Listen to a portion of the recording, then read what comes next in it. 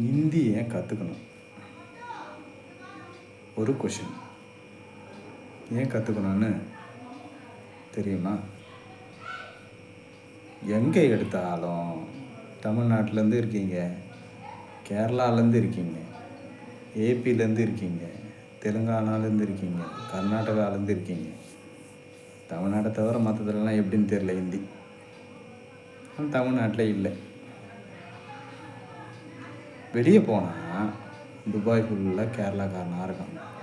வெளியே எங்கேயாவது போனால் மற்ற சைடுக்கு போனால் சென்னைக்காரனாக இருக்கான், இல்லை தமிழ்நாட்டுக்காரனாக இருக்கான். அப்படி இப்படி பார்த்தாலும் இவனுங்களாக தான் இருக்கானுங்க. மொத்தமாக மேலே இருக்கிறவன் எல்லாம் புளிச்சுன்னு துப்பிக்கிட்டு தான் சுற்றிக்கிட்டு இருக்கான்.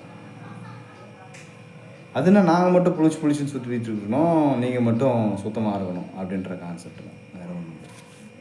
ஸோ அதனால் நீங்களும் கற்றுக்கிட்டு புளிச்சுன்னு துப்புனீங்கன்னா நாங்கள் சந்தோஷமாக ஏற்றுப்போம். ஸோ அங்கேருந்து வந்து இங்கே வேலை செய்யாமல் நீங்கள் இங்கேருந்து வந்து அங்கேயே வேலை செய்யுங்க. ஸோ நீங்கள் இங்கே வர்றதும் நாங்கள் அங்கே வர்றதும் எல்லாம் இப்படியே நம்ம உள்ளுக்குள்ளவே இருந்துட்டோன்னு வச்சுங்களேன். இந்தியான்னா ஹிந்தி பேசுகிறோம்னா இந்தியா, அதுதான் எங்களோட கான்செப்ட். அதுக்காக தான் நாங்கள் எல்லா வேலையும் பார்த்துக்கிட்டு இருக்கோம். சரியா? நீங்கள் கையில் விலங்கு போட்டால் மொத்தமாக பிளாக் பண்ணுவோம், காலில் விலங்கு போட்டால் உங்களை இல்லாமல் பண்ணுவோம். அதுதான் எங்களுக்கு எதிராக யாரும் இருக்கவும் கூடாது, இருக்கவும் விட மாட்டோம். உலகத்திலேயே பணக்கார கட்சி அப்படி தான் இருப்போம்.